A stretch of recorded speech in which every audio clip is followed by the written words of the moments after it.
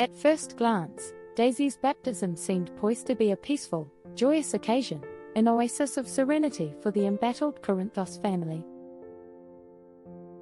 But in Port Charles, tranquility is always fleeting. The event, intended to mark new beginnings and blessings, quickly unraveled into an emotional spectacle when Natalia Ramirez made an uninvited and dramatic entrance.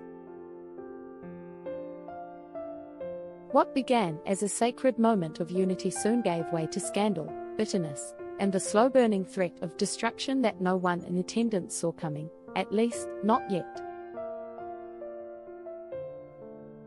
Natalia's arrival was anything but subtle. Draped in defiance, she slipped into the church and took a seat with a chilling composure that sent murmurs through the crowd. For Sonny Corinthos, the patriarch already juggling the tension of multiple enemies and fractured alliances, her presence was more than a distraction, it was a provocation. Natalia, once seduced by the fantasy of escaping to Belize with Sonny, now stood as a reminder of what he had refused, her plan, and the future she imagined. And she would not leave quietly. Sonny wasted no time. He ordered her removal, enlisting Paul to escort her from the ceremony. But before leaving, Natalia left behind more than a disrupted event. She left a curse cloaked in civility.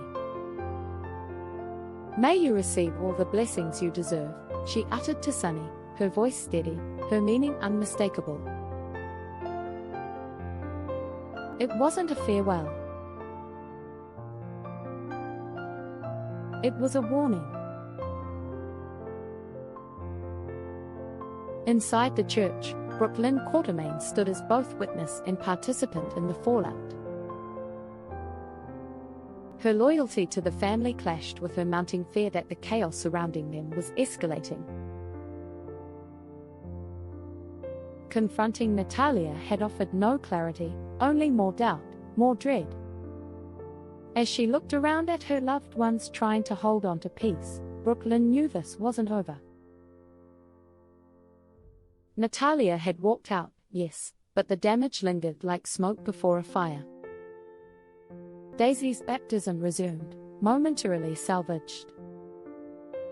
The baby girl, innocent and unaware, was cradled in warmth and love, her tiny life symbolizing hope amid the turmoil.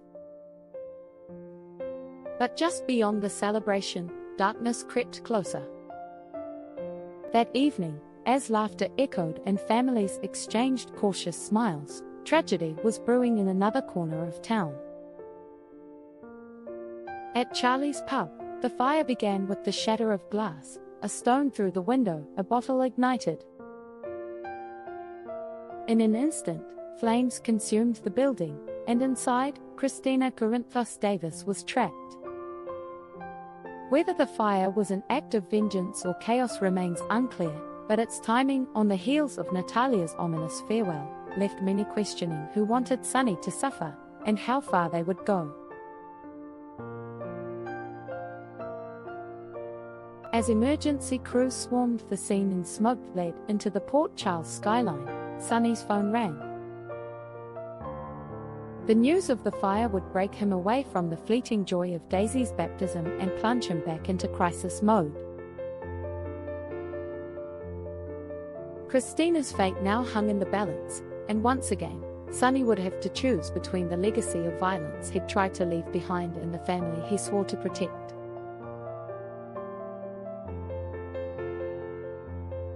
Elsewhere in town, Lucas Jones found himself facing a different kind of reckoning. The mention of Marco Rios's mother reaching out brought unresolved pain to the surface.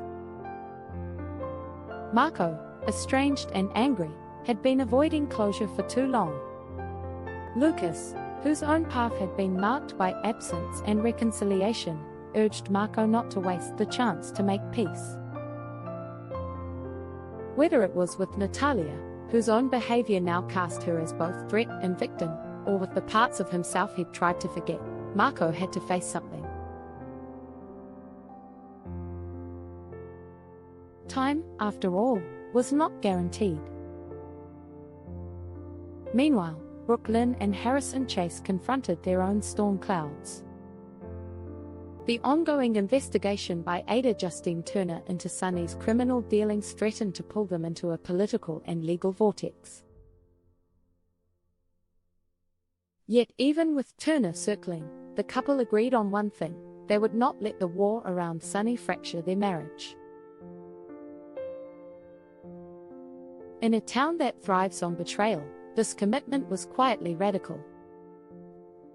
Brooklyn, no stranger to chaos, recognized that unity would be their shield.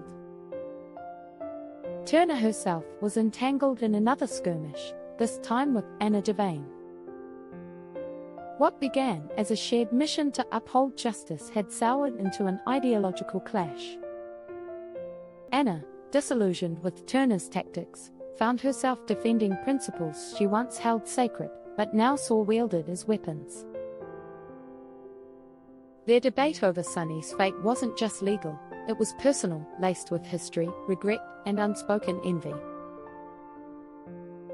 And in Curtis Ashford's office, tensions erupted with a different kind of fire.